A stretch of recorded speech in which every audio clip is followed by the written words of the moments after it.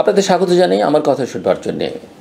বাংলাদেশের জাতীয় নির্বাচন কবে হবে এটা নিয়ে অনেক বিতর্ক আছে। ডিসেম্বরের মধ্যে অনেকেই বলছেন, সেনাপ্রধান বলছেন, বিএনপি চাইছে, বিএনপি তো এখন জুন জুলাই আগস্টের কথাও বলছে, অন্যান্য রাজনৈতিক দল দাবি করছে, কেউ কেউ মনে করছেন নির্বাচন পরে হওয়া উচিত, আগে সংস্কারগুলো হোক। সরকারের দিক থেকে আগে বলা হয়েছিল যে এটা জুন পর্যন্ত করাতে পারে, আবার মাঝখানে আমরা শুনলাম সেটা মার্চের মধ্যে হতে পারে। সো নানা রকমের কথাবার্তা, কিন্তু নির্বাচনকে ঘিরে রাজনৈতিক দলগুলো ইতিমধ্যেই এক ধরনের প্রস্তুতি নিতে শুরু করেছে। যদিও নির্বাচনকে নিয়ে অনিশ্চয়তা আছে এবং এক ধরনের রাজনৈতিক গতিশীলতা আমরা লক্ষ্য করছি নির্বাচন কেন্দ্রিক। রোজার মাস শুরু হয়েছে এবং রোজার মাস শুরু হবার সঙ্গে সঙ্গে দেশের প্রধান রাজনৈতিক দলগুলো ভোটারদের আকৃষ্ট করতে নানা কার্যক্রম পরিচালনা করছে। বিশেষ করে বাংলাদেশ জাতীয়তাবাদী দল বিএনপি, জামায়াতে ইসলামী এবং কিছু ইসলামী দল সক্রিয়ভাবে নির্বাচনের প্রস্তুতি নিচ্ছে, যেখানে অন্যান্য রাজনৈতিক দলের কার্যক্রম তুলনামূলকভাবে খুব একটা দেখা যাচ্ছে না। বাংলাদেশের জাতীয়তাবাদী দল বিএনপি সম্প্রতি তাদের বর্ধিত সভা করেছে এবং নির্বাচনের পরিকল্পনা ওই সভা থেকে লক্ষ্য করা গেছে, আলোচনা হয়েছে। 27 ফেব্রুয়ারি ঢাকায় বাংলাদেশ জাতীয়তাবাদী দল বিএনপির বর্ধিত সভা অনুষ্ঠিত হয়, যেখানে মূলত নির্বাচন এবং সাংগঠনিক ঐক্যের উপর গুরুত্ব দেওয়া হয়। দলটি আগামী ডিসেম্বরের মধ্যে জাতীয় নির্বাচন চায়। তাদের সর্বশেষ সময় হচ্ছে 2025-এর ডিসেম্বর এবং অন্তর্বর্তী সরকারের প্রধান উপদেষ্টা ডক্টর মোহাম্মদ ইউনূসও একই সময়ের মধ্যে নির্বাচন আয়োজন করবার কথা বলেছেন। নির্বাচন কমিশনও ডিসেম্বরের মধ্যে জাতীয় নির্বাচনের প্রস্তুতি নিচ্ছে এবং নতুন ভোটার তালিকা প্রকাশ করেছে, যেখানে মোট ভোটার সংখ্যা 12,37,32,274 জন। তবে জাতীয় নির্বাচনের আগে স্থানীয় সরকার নির্বাচন হবে কিনা তা নিয়ে এখনও অনিশ্চয়তা রয়েছে। পাশাপাশি নির্বাচনী সংস্কারের পরিমাণ এবং প্রধান রাজনৈতিক দলগুলোর ঐকমত্যের অভাব বিষয়টিকে আরও জটিল করে তুলেছে। নির্বাচনের মাঠে বিভিন্ন রাজনৈতিক দল, বিএনপি তাদের সঙ্গে থাকা দলগুলোর কিছু আসন ছাড়তে চায়। নির্বাচনের মাঠে বিভিন্ন রাজনৈতিক দলকে আমরা তৎপর দেখছি। আমরা আমাদের এই চ্যানেল থেকে একটা জরিপ আমরা ইউটিউবে করেছিলাম। অল্প সময়ের মধ্যে প্রায় ঘন্টা দুয়েকের মধ্যেই দেখা গেছে কয়েক হাজার ভোটার ভোট দিয়েছেন। অর্থাৎ আমরা যা জরিপ করেছি, জরিপে জানতে চেয়েছিলাম যে নির্বাচনটা ডিসেম্বরের মধ্যে হবে কিনা, তারা মনে করেন কিনা।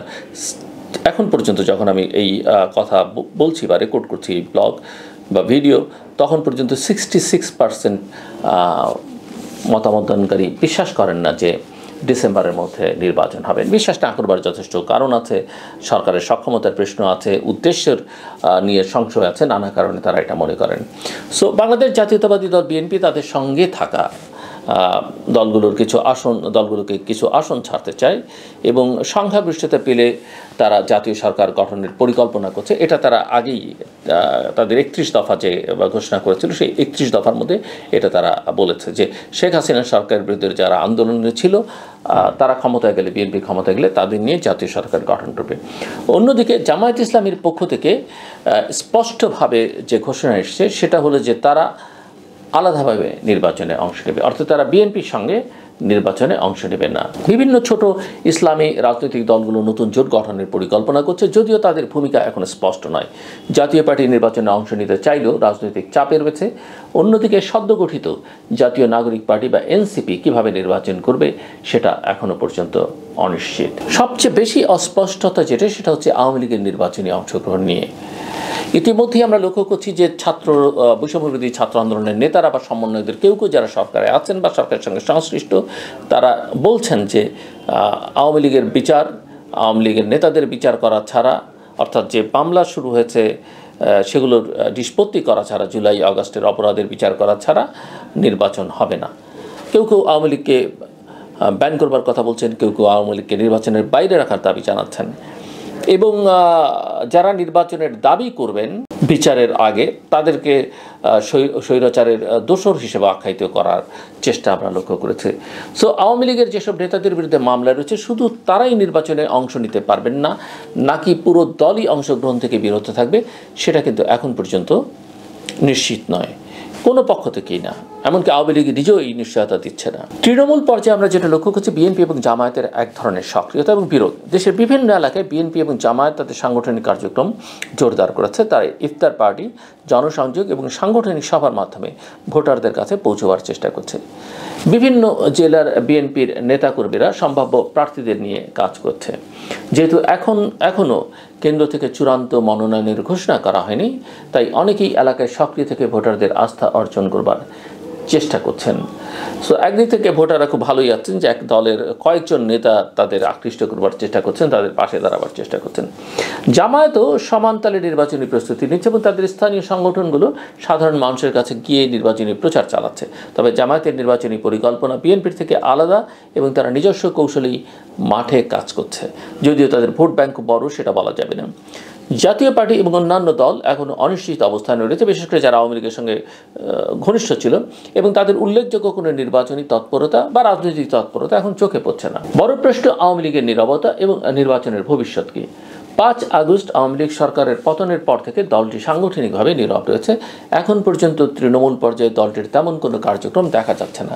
তবে বিএনপি ও জামায়াত ধারাবাহিকভাবে সভা সমাবেশ এবং জনসংযোগ চালিয়ে যাচ্ছে। নির্বাচনকে ঘিরে আইন শৃঙ্খলা পরিস্থিতি কী হবে, বিচারিক ব্যবস্থা এবং নিরাপত্তা ইস্যু নিয়েও জনমনে উদ্বেগ দেখা যাচ্ছে। বিশেষ করে কারাগার থেকে আসামি পালানোর ঘটনা এবং গোলাবারুদ লুট হওয়ার ঘটনা অনেকের মনে প্রশ্ন তুলছে যে এই পরিস্থিতিতে নির্বাচন কিভাবে পরিচালিত হবে, সরকার কি কতটা সক্ষম একটা অবাধ সুষ্ঠু অংশগ্রহণমূলক নির্বাচন দেবার ক্ষেত্রে। নির্বাচন নিয়ে অনিশ্চয়তা এখন আছে। বিভিন্ন দলের অবস্থান পরিষ্কার নয়। তৃণমূল পর্যায়ে বিএনপি, জামায়াত এবং ইসলামী আন্দোলন বাংলাদেশ সক্রিয় থাকলেও অনেকেই এখনও নিশ্চিত নয় যে ডিসেম্বরে নির্বাচন আসলেই হবে কি না, যেটা আমি আমাদের একটা সার্ভের কথা উল্লেখ করলাম, তাৎক্ষণিক সার্ভের কথা। অনেক রাজনৈতিক বিশ্লেষক মনে করছেন যে নির্বাচনের আগে আইনশৃঙ্খলা পরিস্থিতির উন্নয়ন এবং রাজনৈতিক ঐকমত্যের প্রয়োজন। তবে এখনও এ বিষয়ে কার্যকর কোনো উদ্যোগ সরকারের দিক থেকে দেখা যাচ্ছে না। তারা বলছেন অনেক কিছু হয়েছে, কিন্তু মানুষ ফিল করছে যে কিছুই আসলে হয়নি।